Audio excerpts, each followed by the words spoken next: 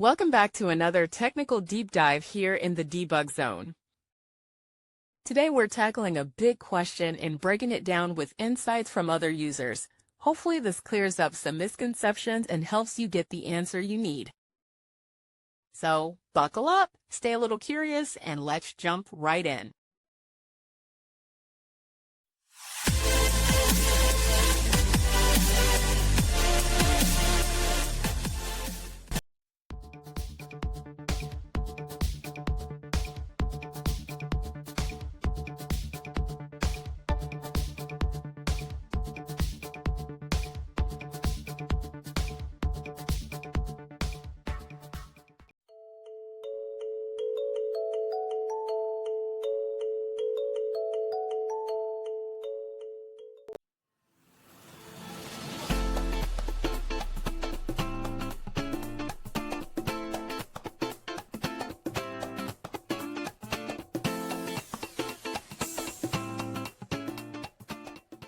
And that's a wrap.